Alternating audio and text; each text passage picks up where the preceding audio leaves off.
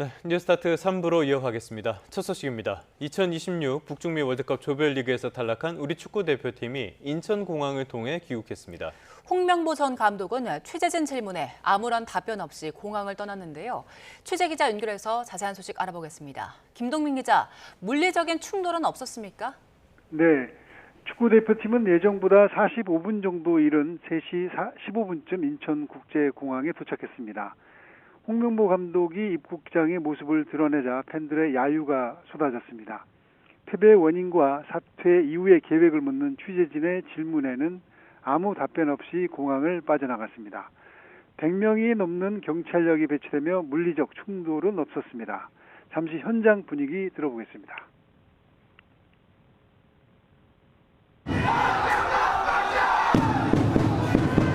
선수들한테 한마디 해주시죠. 팬들한테 한마디 해주세요. 팬들한테. 이강인과 황희찬, 김민재 선수를 포함한 선수 9명도 홍 전 감독과 함께 입국했습니다. 선수들은 취재진과 짧게 인사만 하고 공항을 빠져나갔습니다. 손흥민 선수를 포함해 나머지 선수들은 내일까지 순차 입국할 예정입니다. 홍명보 전 감독은 입국에 앞서 과달라라에서 기자회견을 열고 짧은 입장문을 읽으며 사퇴의 의사를 밝혔습니다. 홍 전 감독은 모든 판단이 늘 옳았다고 할 수는 없지만 모든 판단의 기준은 언제나 한국 축구였다면서 국민께 죄송하다고 말했습니다. 공항에 모인 200여 명의 팬들은 현수막을 들고 북을 치며 홍 전 감독이 차를 타고 빠져나가는 순간까지 고함과 야유를 보냈습니다. 지난 2014년과 2018년처럼 역과 계란을 던지는 돌발 상황은 일어나지 않았지만 야유와 분노는 가득했던 입국장이었습니다. 원정 월드컵이 끝난 후 공항에서 귀국 행사가 열리지 않은 것은 지난 2002년 한일 월드컵 이후 처음입니다. 지금까지 스포츠부에서 YTN 김동민입니다.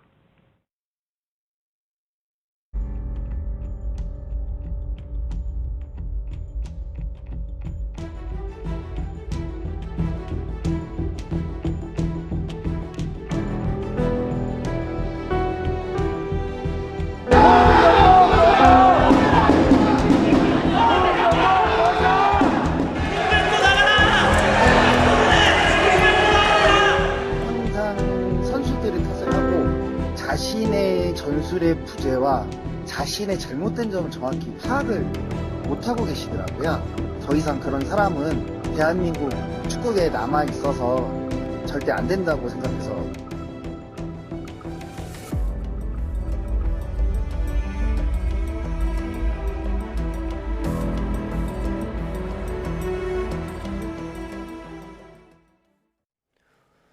네, 앞서 보신 것처럼 최악의 성적표를 받아든 홍명보 전 감독이 오늘 새벽에 굳은 표정으로 귀국했습니다. 귀국 행사도 없었는데요. 진짜 과제는 지금부터입니다. 오늘은 박찬아 해설위원과 함께 관련된 소식 짚어보도록 하겠습니다. 위원님, 어서 오십시오. 네, 안녕하세요. 저는 홍명보 선수라고 하면은 국민적인 영웅이었던 2002년부터 생각이 나는데요. 오늘 새벽에 들어오는 모습을 보니까 만감이 좀 본인도 더 그러지 않았을까 싶습니다. 끝까지 침묵하면서 귀국을 했는데 오늘 귀국 장면 어떻게 보셨습니까?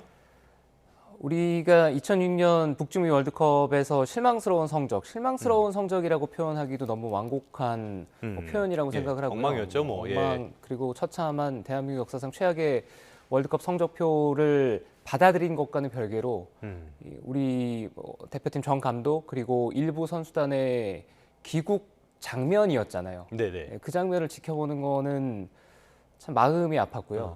그리고 다시는 보고 싶지 않은 장면이었습니다. 과거에 2014년 이후에 이 12년이 지난 지금 그때의 기억이 다시 살아나는 것 같아서 좀 불편한 마음도 있고요. 그리고 우리 축구가 원했던 건 이런 그림이 아니었는데, 그리고 이런 환영의 모습이 아니었는데, 네, 환영까지는 아니더라도 적어도 선수단이 월드컵에 가서 성적을 내기 위한 준비 과정이 있었고 월드컵에서 경기를 치렀고 그런 선수들에게 고생했다라는 얘기는 해줄 수 있는 그런 장이었어야 되는데 그런 것조차 이루어지지 않고 감독에 대한 성토뿐만 아니라 선수단도 환영받지 못하는 귀국길이 됐기 때문에 참담한 심정을 금할 길은 없습니다. 참 여러 가지 측면이 있는 것 같습니다. 성적이 워낙 나빴기 때문에 어쩔 수 없는 측면도 있었던 것 같기도 하고 그럼에도 불구하고 씁쓸하기도 하고요. 말씀해 주셨던 2014년 당시에 브라질 월드컵 때를 되돌려 보면은 당시에도 성적은 굉장히 나빴지만 그래도 귀국 행사 정도는 진행을 했었거든요. 이번에는 아예 그것도 없었습니다. 아마 대한축구협회도 2014년에 교훈이 있었을 겁니다. 예. 그때를 돌아보면은 눈치 없이 그런 자리를 마련했다는 생각도 예. 당시에는 들었거든요. 예. 그러니까 2014년 월드컵이 2026년 이번 북중미 월드컵이 치러지기 전까지 대한민국의 최악의 월드컵이었습니다. 하지만 그 사태를 정확하게 대한축구협회에서 진단하지 못하고 그 끝에 내려진 행사가 바로 귀국길이었습니다. 그런 경험이 있다 보니 이번에는 그때보다 훨씬 더 심각한 상황이잖아요. 네, 아마 같은 일이 반복이 되거나 아니면 더 심한 일이 벌어질 수도 있다는 생각에 그런 아예 계획 자체를 세우지 예. 않았나 하는 생각입니다. 알겠습니다. 자, 그런데 홍 전 감독을 보면요. 멕시코 현지에서 사퇴 의사를 밝혔을 때도 취재진의 질문을 안 받고 입장문만 읽었고요. 오늘 귀국 자리에서도 보면은 질문에 대해서는 답을 하지 않았거든요. 이런 장면들은 또 어떻게 보셨나요? 당신은 또 주머니에 손을 넣었다 그래서 이게 또 논란이 되기도 했었단 말이죠. 사임의 변이라고 하기에는 받아들일 수 없는 내용의 연속이었다고 생각을 하고요. 그리고 어느 정도 성적을 내거나 아니면은 축하받으면서 박수 받으면서 물러나는 상황이 아니었잖아요. 그러니까 처참한 성적표를 받아들이고 어쩔 수 없이 맞다른 길에 몰려서 대한민국 대표팀 감독 자리에서 내려오는 자리였는데 그럼에도 불구하고 그 다수의 내용 자체가 이해할 수 없는 그런 내용들로 구성이 되어 있었고요. 그리고 제가 뭐 생방송을 봤을 때는 미처 확인하지 못한 부분, 그리고 전문을 읽어도 한 가지를 놓쳤던 게 있는데 그 사임의 변에 중요한 내용이 하나 저는 빠졌다고 생각을 합니다. 네. 대한민국 축구 팬에 대한 사과. 예. 한국에서 국내에서 뭐 텔레비전이라든가 뭐 미디어를 통해서 이 대한민국 대표팀을 응원한 팬뿐만 아니라 정말 많은 팬들이 지구 반대편까지 가서 우리 대표팀의 선전을 그렇죠. 응원하러 예. 하신 분들이 있습니다. 네, 그 많은 팬들에 대한 뭐 감사라든가 혹은 사과라든가 인사라든가 이런 내용들이 전혀 담기지 않았다는 점에서 저는 아주 불편한 내용이었다고 판단합니다. 사실 프로라는 직업은 이기라고 있는 거고 팬들의 그 사랑을 먹고 사는 직업인데 그런 면에서는 굉장히 아쉬울 수밖에 없는 것 같습니다. 그래서 서포터즈 붉은 악마도 굉장히 화가 많이 난 것 같아요. 홍 전 감독에게 축구계를 완전히 떠나라 라고 이야기를 하면서 축구협회 카르텔을 정조준하면서 투쟁 방침도 밝혔다고 해요. 네.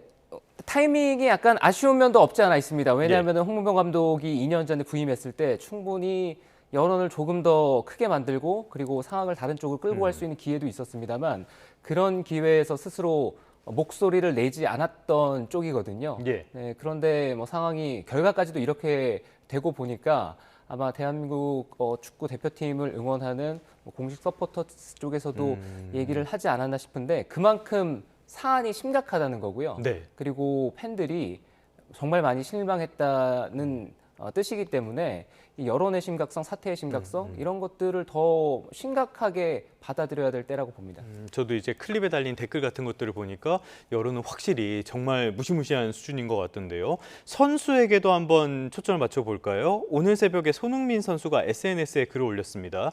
이번 축구 대표팀 경기력 중에서 손흥민 선수에 대한 비판도 꽤 많았던 것 같거든요. 홍 전 감독에 대한 언급은 전혀 없었다는 점도 눈에 띄는데 이 메시지, 지금 진심으로 죄송하다는 저 메시지는 어떻게 보셨습니까? 뭐 일각에서 그러한 비판이 있는지는 잘 모르겠으나 저는 손흥민 선수를 비롯해서 우리 선수단에게 가해지는 비판은 납득이 가지 않고요. 그리고 공감도 하기는 어렵습니다. 네. 우리 대표팀 선수단이 이번 월드컵을 위해서 각자 소속팀에서 4년이라는 시간을 잘 준비했고 그리고 월드컵에서 좋은 모습을 보이기 위해 전지훈련부터 해서 장도의 여정에 오르면서 이 월드컵을 계속 준비하는 시간들을 가졌습니다. 하지만 그 선수들의 장점을 파악하고 그 선수들의 가능성을 이끌어내고 그 선수들을 가장 잘 뛰게 만드는 것은 코칭 스텝 그리고 그 코칭 스텝의 정점에 있는 감독의 몫이라고 생각하거든요. 그러니까 이번 대표팀이 선수가 부족해서 그리고 우리 선수들의 퀄리티가 떨어져서 선수가 못해서 대표팀 성적이 안 나은 건 저는 아니라고 생각을 하거든요. 예를 들어서 이번 월드컵에서 튀르키예 같은 팀은 조별리그에서 일찍 탈락하는 그런 부진한 성적표를 받아들었는데 한 경기에서 슛을 뭐 20개, 30개 때리고도 득점을 못하는 경기들이 있었습니다. 네. 근데 실제로 우리 대표 선수들이 1차전부터 3차전까지 그러한 경기를 했다면 30개씩 슛을 때리면서 득점을 하지 못했다면 그렇다면 일정 부분은 선수의 책임이라고 얘기를 할 수도 있어요. 네네. 네, 예. 그렇지만 우리 대표팀은 우리 선수 개개인의 장점을 희석시키는 축구 예. 그리고 겁에 질린 축구 네. 그리고 1대 0으로 지고 있어서 2대 0으로 지는 게 두려워서 앞으로 가지 않는 축구를 했기 때문에 저는 뭐 선수단에게는 어떠한 얘기도 하고 네. 싶지 않고요. 네, 오직 이런 판단을 한, 이런 설계를 한 우리 대표팀을 이러한 방향성으로 이끌었던 네. 전 감독에게 모든 얘기를 어. 하고 싶습니다. 그 마지막 남아공전을 보면요, 우리 선수들의 움직임이 굉장히 무겁고 어떤 역동적인 모습을 전혀 보여주지 못한 것도 사실인데 이것도 선수들의 문제라기보다는 코칭 스태프의 문제라고 보시는 겁니까? 저는 100% 그쪽이라고 생각을 합니다. 그리고 뭐 경기의 어떤 준비 과정이라든가 또 그 경기에서는 컨디셔닝에 대한 얘기도 할 수 있겠죠. 하지만 그 컨디셔닝을 만들 것조차도 코칭 스태프이기 때문에 선수들은 항상 경기를 못하고 싶어서 못하는 게 아니거든요. 그리고 예. 나쁜 몸 상태를 만들고 싶어서 만드는 것도 아니고 하지만 우리가 전략적으로 그리고 전술적으로 우리의 월드컵은 완전히 실패를 한 거죠. 알겠습니다. 이 실패하다 보니까 전술 이야기가 계속 나오는데요. 홍정 감독이 3백만을 너무 고집을 했다. 이런 비판도 많이 나오거든요. 3백이 뭐기에 이게 문제가 된다는 겁니까? 정확하게 말씀을 드리면 예. 3백을 고집한 게 문제가 아니라 완성도가 떨어지는 백스리를 고집한 게 문제라고 얘기를 하고 싶습니다. 그러니까 3백은 문제가 아닌데 이걸 잘 못한 거다 그냥. 네, 예. 백스리의 문제는 아니고요. 백스리도 잘 쓰면은 충분히 좋은 경기를 할 수가 있고요. 그리고 우리 대표팀이 백스리를 써서 문제다라고만은 얘기할 수가 없는 게 대표팀은 백포를 쓸 때도 분명히 문제점 그리고 불안감을 보여줬거든요. 그렇기 때문에 우리 대표팀은 지난 2년이라는 시간을 돌아봤을 때 백스리냐 백포냐의 문제가 아니라 대체 홍명보 전 감독이 하려고 했던 모습이 무엇인지 하려고 했던 축구가 무엇인지를 먼저 지적을 하는 게 순서인 것 같고요. 그리고 이번 월드컵으로 범위를 좁혀서 봤을 때는 역시 백스리를 고집한 것도 꽤 큰 문제라고 할 수가 있습니다. 그러니까 대회 전까지 백스리에 대한 여러 우려 사항들이 있었는데 그게 1차전에서는 그래도 체코전 승리로 결각값을 만들어냈거든요. 네. 그 결각값을 만들어내다 보니까 2차전도 동일한 포메이션 그리고 심지어 뭐 교체 패턴이라든가 작전까지도 같았습니다. 네, 그렇게 해서 2차전을 지다 보니까 거기서 홍 감독이 3차전에서 바꿔들었던 선택은 멕시코전에 후반에 교체 투입된 선수들이 결과값을 만들어내질 못하면서 예. 선수 기용이라든가 이런 것들이 1차전과는 다르게 비판을 많이 받았잖아요. 네. 그러니까 2차전에서 교체로 나왔던 선수들을 주전으로 기용하는 선택을 3차전에 합니다. 네, 그런데 그 선택도 좋은 결과를 가져오지 못했고요. 그랬죠. 경기를 남아공에게 패하면서 조별리그에서 탈락을 했는데 그 경기가 또 그런 어떤 선수 기용의 측면뿐만 아니라 선택의 측면에 있어서도 1대 0으로 지고 있을 때 우리가 그 1대 0으로 지진 경기를 동점을 만들거나 역전을 하면서 승점을 더 얻을 생각보다는 추가 실점을 두려워해서 계속 뒤쪽에 숫자를 많이 그대로 남겨두는 예. 그런 겁에 질린 축구를 했거든요. 그래도 32강 갈 수 있다 이런 판단이었나 아마도 보네요. 그런 생각을 했던 예. 것 같습니다. 예. 네, 하지만 결과적으로는 그 선택은 큰 이 실패로 귀결이 됐죠. 뭐 남에게 기대하는 선택이 좋은 결과를 가져오기는 어려울 수밖에 없는데 약간 여담인데요. 3백이라고 저희는 보통 부르는데 백스리가 맞는 겁니까? 백스리로 네, 보통 백스리가 정확한 표현이고요. 알겠습니다. 새로운 걸 좀 알게 됐네요.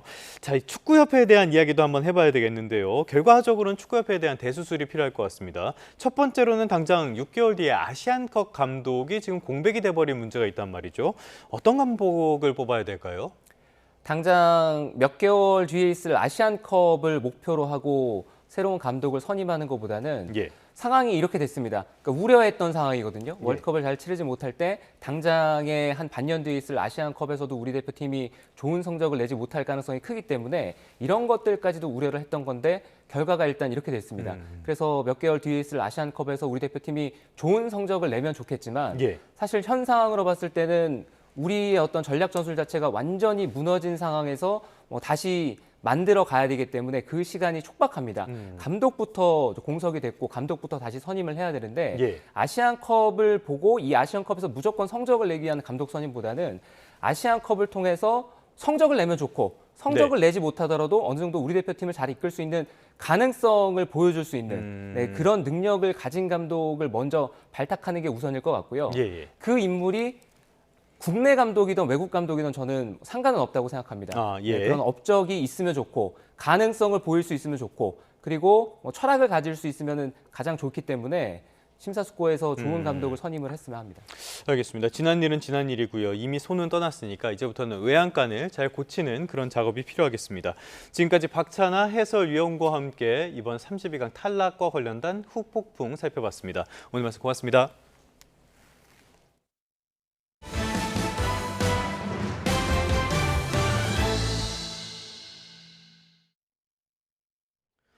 네, 이번엔 중동 상황 살펴보겠습니다. 트럼프 대통령이 내일 카타르 도하에서 회담이 열릴 것이라면서 중요한 회담이 될 수도 있다라고 주장을 했습니다. 반대로 이란은 양해각서가 이행돼야 협상을 시작할 수 있다면서 앞으로 며칠 동안 미국과의 후속 협상 계획은 없다고 반박했는데요. 워싱턴 연결해서 자세한 상황 알아보겠습니다. 홍상희 특파원. 트럼프 대통령이 이란에 내일 카타르 도하에서 회담이 열린다라고 주장을 했네요. 네, 먼저 트루스 소셜에 올린 글에서 이란의 요청으로 내일 카타르 도하에서 회담이 열릴 거라고 밝혔습니다. 잠시 전 백악관에서도 내일 회담이 있을 거라면서 미국 대표단이 카타르로 향하고 있다고 말했습니다. 트럼프 대통령의 발언을 먼저 들어보겠습니다. Very well, there'll be a meeting on that tomorrow in Doha, and to go into Qatar. But we're doing very well on that front. But the meeting in Doha is going to be perhaps important, perhaps not. We're going to find out. 캐롤라인 레빗 백악관 대변인도 카타르에서 실무회담은 물론 고위급 회담도 열릴 거라고 말했는데요. 폭스뉴스와의 인터뷰였습니다. 들어보시겠습니다. Special Envoy Witkoff and Jared Kushner will be flying to Doha for high-level meetings this week as we continue to discuss the memorandum of understanding. On the sidelines of those high-level talks will be the technical talks. 캐롤라인 대변인은 다만 내일 이란과 회담이 열릴 것이라고 말한 트럼프 대통령과는 달리 이번 주 열릴 거라고 밝혀 회담 날짜에 대해서는 미뤄질 가능성도 열어놨습니다. 네, 그런데 이란 쪽에서는 내일 회담은 없다는 입장이에요. 카타르 방문 사실은 부인하지 않았다고 하는데 어떤 내용입니까? 네, 에스마일 바가의 이란 외무부 대변인은 앞으로 며칠 동안 미국과의 후속 협상 계획이 없다고 말했습니다. 최종 합의를 위한 협상 시작은 양해각서에서 약속한 사안들이 이행돼야 가능하다는 주장을 편 건데요. 바가의 대변인은 다만 양해각서 이행 상황을 점검하기 위해 이번 주 이란 대표단이 카타르 도하를 방문할 거라면서 미국 대표단의 방문과는 관계가 없다고 강조했습니다. 이란 정부 관계자들도 도하를 방문한다는 건 확인했기 때문에 내일이 아니더라도 이번 주에 회담이 열릴 가능성은 여전히 있는 것으로 보입니다. 이란은 또 자국이 지정한 항로를 벗어나 호르무즈 해협 통과를 시도할 경우 차단에 나서겠다라는 발표도 했는데요. 호르무즈 해협 기뢰 제거 작업도 오직 이란만 수행할 수 있다며 관여하지 말라고 경고했습니다. 이란 외무부 차관의 발언 들어보시겠습니다. ما به هیچ کشوری اجازه نخواهیم داد که در این فرایند مینزدایی در تنگه هرمز دخالتی بکنه. نه فرانسه و حتی در واقع در این مرحله که قرار داریم در این مرحله موقتی 또 오만의 호르무즈 해협 통항로 재설정이 필요하다는 의사를 전달했고 오만의 협력 의지를 확인했다며 며칠 안에 논의에 나설 거라고 설명했습니다. 하지만 오만이 협력하지 않는다 해도 이란이 독자적으로 호르무즈 관리 방안을 추진할 거라고 강조했습니다. 자, 계속 또 다른 변수가 되는 게 이스라엘인데요. 레바논이 이스라엘 국경까지 정규군을 배치해서 통제권을 확장하겠다라는 뜻을 밝혔죠. 네, 조셉 아운 레바논 대통령은 레바논을 방문한 브래드 쿠퍼 미 중부 사령관을 만나서 미국과 이란의 종전 양해각서 이행을 위한 방안을 논의했습니다. 이 자리에서 레바논 남부 이스라엘 국경까지 레바논 정규군을 배치해 통제권을 확대하겠다고 말했습니다. 이스라엘과 레바논 지난 26일 워싱턴 DC에서 미국의 중재로 열린 협상에서 기본 평화안에 합의했죠. 이스라엘군이 주둔한 레바논 남부 지역 두 곳의 통제권을 레바논 정부군에게 넘겨서 레바논이 통제권을 확대하도록 합의한 것으로 전해졌습니다. 이차크 헤르초크 이스라엘 대통령은 레바논과의 기본 합의안이 평화를 위한 토대가 될 수 있다면서도 이란의 대리 세력인 헤즈볼라의 위협이 중동을 넘어서고 있다고 경계했습니다. 이 발언도 들어보겠습니다. Iran's desire to become a nuclear threshold state is a tangible threat to Israel, and Iran's audacity to dictate the future of Lebanon undermines the possibility of moving towards peace. 이스라엘 카츠 국방부 장관도 헤즈볼라가 무장 해제할 때까지 남부 지역 두 곳 외에 추가적인 병력 철수는 없을 거라고 밝혔습니다. 기본 합의안 서명 하루 만에 이스라엘이 레바논 남부 나파티의 지역을 공격한 가운데 헤즈볼라도 합의안은 주권을 포기하는 것이라며 받아들이지 않겠다는 뜻을 분명히 밝혔습니다. 지금까지 워싱턴에서 전해드렸습니다. 네, 베네수엘라 강진 소식도 살펴보겠습니다. 사망자가 1,700명을 넘어섰고요. 실종자는 비공식으로 8만 명이나 됩니다. 엎친 데 덮친 격으로 여진이 500차례 넘게 이어지고 있고 폭우까지 예보됐습니다. 뉴욕 연결해서 자세한 소식 살펴보겠습니다. 이승윤 특파원, 사망자 수가 빠르게 늘고 있다고요? 네, 그렇습니다. 베네수엘라를 강타한 두 차례의 연쇄 지진으로 인한 사망자가 1,719명으로 늘어났다고 호르헤 로드리게스 베네수엘라 국회의장이 발표했습니다. 또 3,034명이 다쳤으며 이번 재난으로 영향을 받은 이재민 등 피해 주민은 총 15,866명에 달한다고 전했습니다. 비공식적으로 파악된 실종자 수는 8만 명이 넘어간 상황입니다. 수색과 구조 작업이 계속 진행 중이기 때문에 이 수치는 더 늘어날 것으로 보이는데요. 유엔은 최소 2,500동의 건물이 피해를 입었고 이 가운데 대부분은 완전히 붕괴됐다면서 시신 수습용 포대 10,000개를 조달하고 있다고 밝혔습니다. 지금까지 세계 27개국에서 40개가 넘는 탐색 구조팀을 파견했습니다. 유엔은 전 세계의 지원을 조율하는 플랫폼인 국제탐색구조자문단을 통해 2,000명이 넘는 구조대와 160여 마리의 구조견이 활동하고 있다고 설명했습니다. 이들의 활약으로 어제 하루에만 잔해 속에서 7명이 목숨을 건졌습니다. 다만 여진이 계속 이어지면서 극도로 위험한 상황에서 구조가 이어지고 있습니다. 직접 들어보시죠. We have had 500 aftershocks, and the latest was this morning. So you can understand that we keep on operating in a high-risk environment. 네, 설상가상인데요. 폭우까지 예고돼 있다고 합니다. 대피소 건설이 시급한 과제일 수밖에 없겠네요. 네, 그렇습니다. 현재 유엔은 베네수엘라 정부와 함께 긴급 의료 지원과 신속한 임시 대피소 마련을 위해 노력하고 있습니다. 또 식량 지원, 식수와 위생, 모든 구호 물품의 보관뿐만 아니라 배급과 안전을 보장하기 위한 물류 지원에 집중하고 있습니다. 그 이유는 폭우가 예고돼 있기 때문인데요. 가장 큰 지진 피해를 입은 라과이라주의 경우에는 지난 1999년 1년간 내려야 될 비의 양이 불과 사흘 동안 쏟아지면서 5만 명 이상이 숨지는 대홍수의 비극을 겪었기에 그 공포감이 더 큰 상황입니다. 구조대원들은 비바람 속에서 흙더미를 파헤쳐야 해 구조 작업이 전면 지연될 위기에 처했습니다. 또 무너진 잔해가 빗물을 머금고 내려앉는 2차 붕괴의 위험과 산사태 우려까지 극도로 높아졌습니다. 직접 들어보시죠. Emergency shelter. There is a tropical wave that is expected in the next hours to reach Venezuela, and this will bring heavy rains. You can imagine what this means for the displaced. 상황이 다급해지다 보니까 라과이라주에 번화한 관광지였던 카라바에다의 골프장은 수백 명의 이재민을 수용하는 거대한 대피소로 변모했습니다. 카라바이다에 마련된 이 대피소는 현재 침구류와 판자 바닥이 깔린 임시 천막들로 가득 찼습니다. 대피소 주민들은 모기와 기어다니는 벌레들 사이에서 어렵사리 잠을 청해야 하며 음식을 조리할 공간조차 없는 열악한 환경 속에서 하루하루 생활하고 있다고 전했습니다. 이제 생존자를 위한 체계적인 구호뿐만 아니라 폭우와 여진에도 견딜 수 있는 대규모 대피소 건설이 시급한 과제로 떠올랐습니다. 지금까지 뉴욕에서 YTN 이승윤입니다.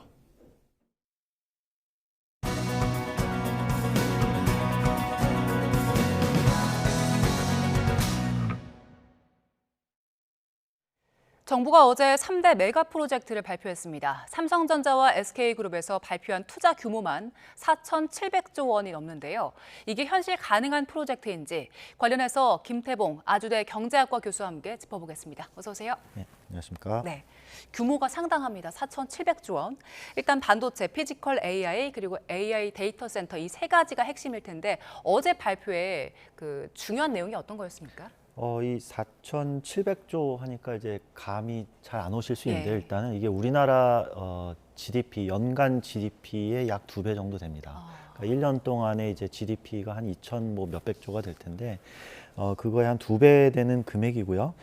물론 그 숫자 안에는 이미 그 삼성과 SK가 투자한 금액도 네. 지금 포함이 돼 있어서 정확하게 이제 앞으로 얼마나 더 투자할지는 그 금액은 좀 미지수이긴 한데요.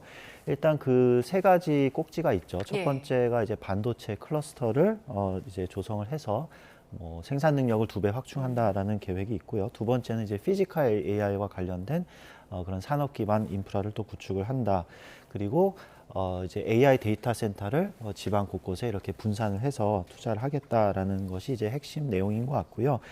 지역별로는 이제 반도체가 뭐 이미 이제 평택 용인 중심의 그런 클러스터가 있지만 또 호남권으로 확장을 해서 그런 설비 투자를 하겠다라고 하는 것이 있고 피지컬 AI 같은 경우는 이제 로봇이 주된 것인데 이제 삼성 같은 경우는 이제 구미의 그런 공장을 또 만들겠다고 했었고요. 네. 관련 이제 인근의 뭐 여러 가지 이제 자동차 산업부터 해서 그 부품을 만드는 다양한 기업들 그리고 또 창원으로 좀 내려가면 이제 LG 전자도 있고요. 다양한 저 기반이 되는 환경이기 때문에 또 거기에 투자를 하는 것 같고요. AI 데이터 센터는 이제 잠시 후에 또 자세하게 예. 얘기를 해야 될 텐데 지방 곳곳에 그런 데이터 센터를 구축하는 것을 이제 정부와 함께 하겠다는 내용인 것 같습니다. 네, 일단 산업별로 전국적으로 산업이 함께 진행이 되는 거기 때문에 전반적으로 짚어봐야 하긴 하지만 지금 관심이 가장 많이 쏠린 곳은 호남, 서남권이잖아요. 네. 정치적인 논란은 차치하고 경제적인 부분, 산업적인 측면에서 경제학자 입장에서 봤을 때 이게 왜 호남인 겁니까? 그게 사실 저도 의문이긴 합니다. 왜냐하면 제가 오늘 방송을 준비하면서 호남권의 그런 대규모 반도체 클러스터를 조성을 할 수 있을 만한 근거가 되는 뭐 학술적인 자료나 또는 보고서, 뭐 타당성 분석 이런 거를 좀 찾아봤는데 전혀 없었어요. 그래서 약간은 이제 정치적인 선언처럼 보이기도 하는 측면은 있습니다. 다만 우리나라 입장에서 보면 이 반도체에 대한 어떤 투자가 사실은 절실하긴 합니다. 예. 왜냐하면 첫 번째로는 이 반도체 산업은 과거에 우리가 생각하는 그런 어떤 단순한 사이클상의 이 산업이라기보다는 AI와 더불어 또 다양한 어떤 산업적 수요로 인해서 구조 변화에 있기 때문에 앞으로 반도체 수요는 장기간 이제 호황을 가져올 것이다라는 게 대체적인 의견이고요. 예. 그게 삼성그룹과 SK와 같은 큰 대기업에서도 어느 정도 그런 전망을 가지고 투자를 하는 것 같습니다. 근데 이 반도체 산업이 단순히 비즈니스 차원에서 돈을 버는 산업일 뿐만 아니라 사실 21세기의 석유라고 불릴 만큼 중요한 뭐 원자재 성격도 있고요. 그리고 지정학적 갈등 속에서 경제 안보를 담당해주는 하나의 전략적인 핵심 산업으로 지금 부상을 하고 있습니다. 예. 근데 SK 같은 경우는 이제 최태원 회장이 얼마 전만 해도 반도체 투자를 위해서 뭐 일본에도 투자하는 것이 좀 좋을 것 같다라는 얘기를 했었거든요. 그런 거를 이제 놓고 봤을 때 분명히 SK든 삼성이든 어디에다가는 이제 반도체 공급을 확대하기 위한 투자가 절실한데 그게 미국이 될 수도 있고 일본이 될 수도 있고 우리나라가 될 수도 있는 상황이었습니다. 근데 그런 투자의 여력을 최대한 우리나라 안으로 가져오면 경제 안보 측면에서나 또 그런 낙수 효과 측면에서 훨씬 긍정적인 효과가 있기 때문에 필요한 건 사실입니다. 예. 다만 이게 호남권이어야 되냐에 대해서는 약간은 이제 의문은 들 수 있어요.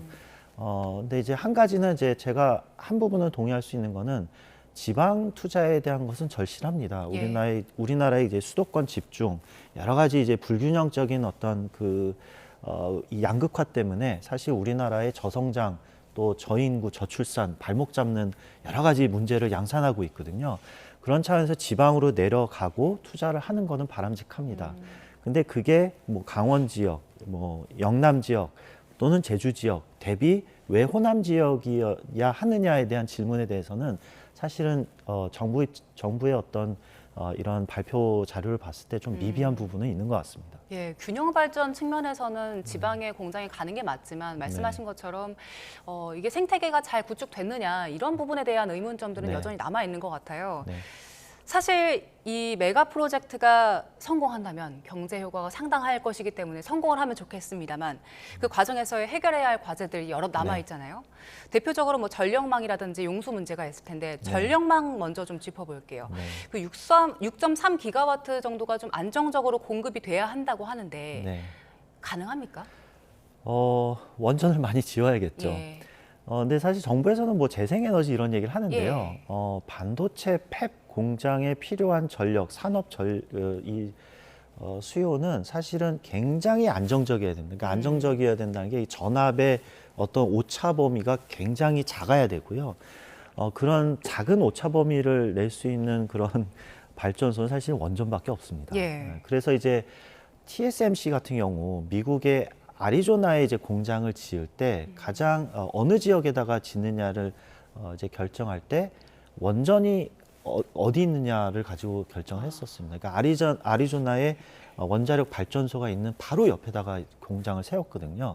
그런 안정적인 전력 공급이 필요한데 사실 재생에너지 같은 경우는 그 오차가 굉장히 크고요. 또 뭐 날씨에 따라서 굉장히 변덕스러운 공급이 있기 때문에 사실 재생에너지를 쓴다고 해도 그런 오차를 줄일 수 있는 대체 발전소가 또 필요합니다. 이게 같이 가는 그러니까 과연 대체 에너지를 쓴다는 게 뭐 환경 보호 측면에서 꼭 바람직하냐라고 물어보면 솔직히 그건 잘 모르겠습니다. 그래서 어쨌든 그 필요한 전력 공급이 분명히 있고요. 그거를 이제 국가적으로 지원을 해야 되는데 결국은 이제 비용의 문제죠. 얼마나 우리가 감당할 수 있는가가 아마 핵심적인 과제가 될 겁니다. 그 말씀하신 비용 같은 경우에 이제 한전에서 이게 재무 구조에도 영향을 바로 받지 않을까 하는 생각이 들긴 하거든요. 한전체 같은 거 발행하게 되면 결국 이거 우리 국민들이 전기 요금으로 다 감당해야 되는 거 아닙니까? 그렇습니다. 그렇지 않아도 우리나라의 뭐 공공 기업들이 사실상 특히 이제 한전 같은 경우는 우리나라의 그 제조업 기반의 산업을 지탱하기 위해서 사실 이 전기값을 굉장히 산업용 특히 전기값은 낮은 요금으로 이게 유지를 합니다. 그게 생산 비용을 절감시키기 위한 하나의 어떤 국가적인 지원이라고 볼 수가 있겠죠. 근데 그게 결국은 한전의 재무 상태에 영향을 주고 그 재무 상태는 결국 또 정부의 부담이 되고요. 정부의 부담은 곧 우리의 세금이기도 합니다. 사실 이제 이런 국가적인 프로젝트를 위해서 투자를 한다고 결정을 했을 때 뭐 여러 가지 이제 청사진들이 있기 때문에 저는 뭐 그런 거에 대해서 적극 옹호를 하고 잘 됐으면 하는 마음이 있는데 이런 국가적인 지원이 있어서 우리나라 대기업이 이렇게 투자를 해서 나중에 정말 여러 이윤이 생기면 이런 그 미래의 과실을 과연 기업만 독점할 것인가에 대해서 아마 생각을 해봐야 될 겁니다. 당장은 우리가 같이 부담을 하고 국가적인 지원을 하되 미래의 과실에 대해서 조금은 기업만의 독점이 아닌 또는 그 기업 내의 특정 노조들만의 어떤 이거의 독점이 아닌 그런 과실들이 국민들에게 나눠질 수 있는 일종의 어느 정도의 합의가 필요하지 않을까 이런 이제 기대감을 갖고 있습니다. 최근에 그 반도체 기업들 성과급 논쟁을 봤었기 때문에 이런 부분들은 이제 국민적인 공감대도 좀 형성이 돼야 될 것 같고요.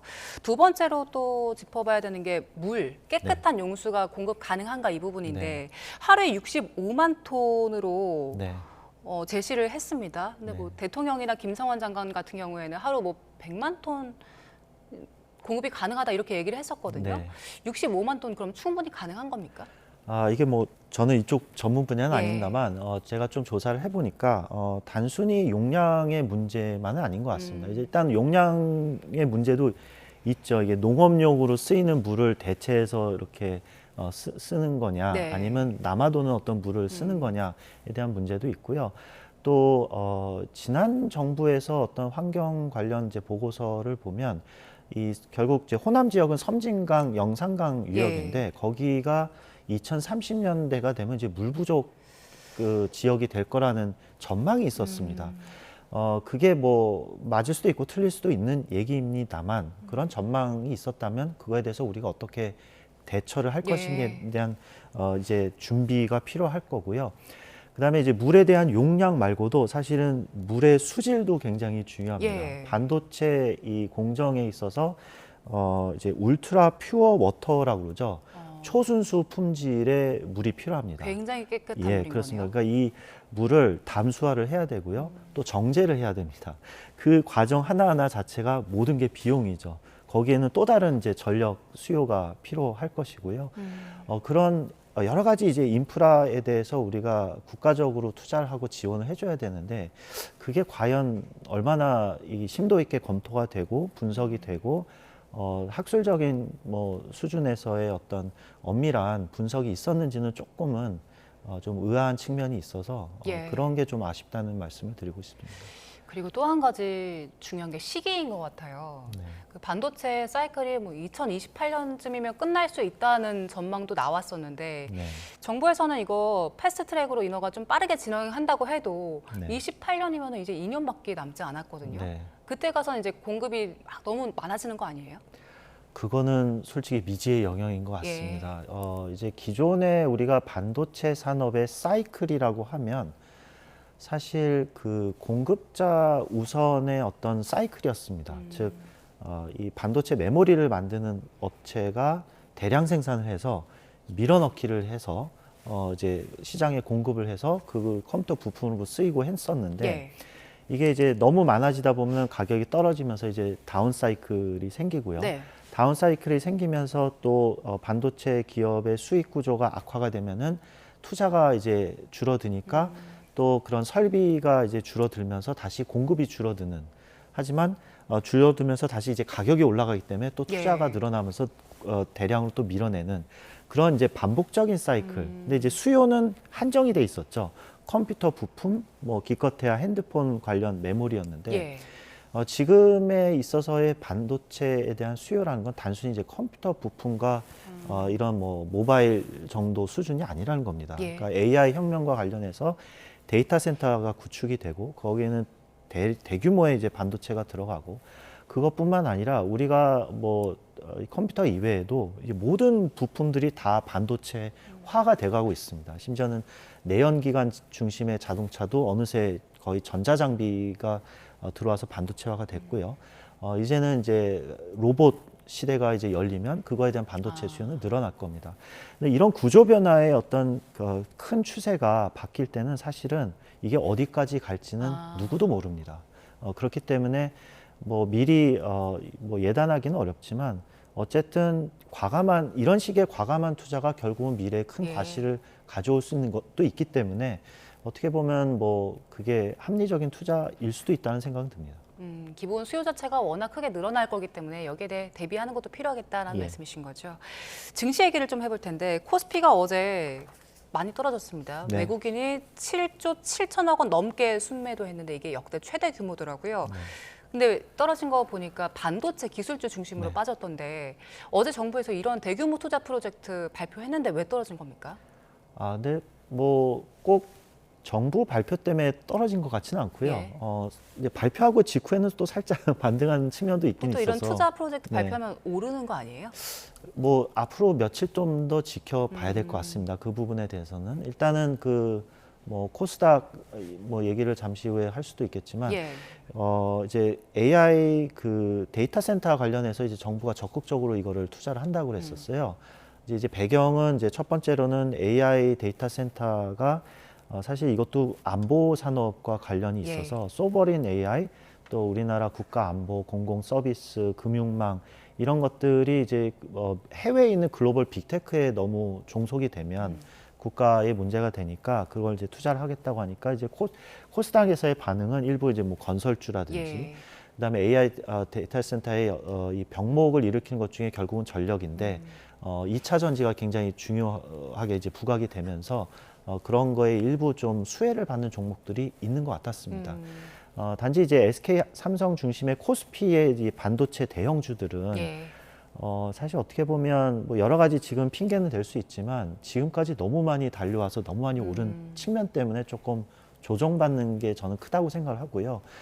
그리고 지난주부터 계속 지속적으로 미국 월가나 전문가들이 얘기한 것들이 과연 AI 중심의 반도체 수요가 얼마나 갈 것인가에 대한 회의론들이 계속 끊임없이 나왔었어요.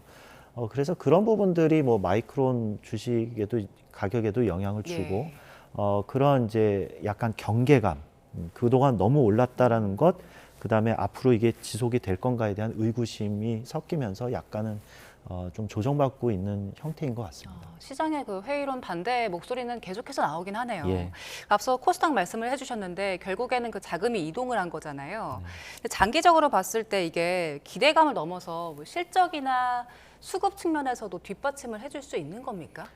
네, 맞습니다. 이게 특히 지금 보면 이제 변동성이 워낙 큰 장세다 보니까 결국은 이제 개인 투자자들 입장에서 보면 이제 실적이 확인된 산업들 또 기업들 중심으로 투자하는 게 원칙적으로 맞다고 생각이 들고요. 그런 측면에서 일부 뭐 이런 메가 프로젝트 관련해서 실적이 확인될 만한, 그리고 이제 앞으로 이게 얼마나 구체화돼서 실현 가능성인지를 우리가 확인을 하면서 아마 그쪽에 일부 종목들이 수혜를 받지 않을까, 뭐 이런 기대감을 가질 수 있을 것 같습니다. 어제 정부에서 발표했던 3대 메가 프로젝트와 관련해서 과연 현실성이 있는 것인지 김태봉 아주대 경제학과 교수와 함께 진단해봤습니다. 고맙습니다. 감사합니다.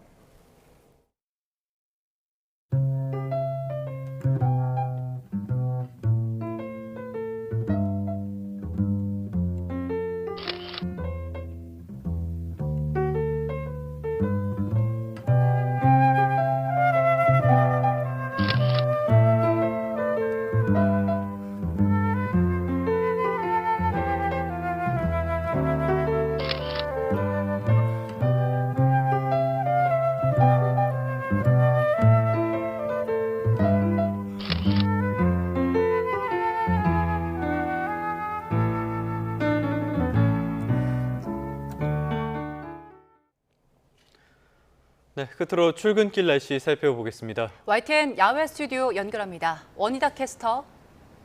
네, 원희다입니다. 네, 어제도 날이 굉장히 덥던데요. 서울에 다시 폭염특보까지 내려졌다고요?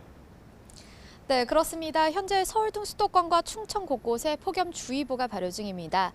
현재 서울의 체감온도가 24.6도 보이고 있는데 한낮에는 34도까지 껑충 오르겠고요.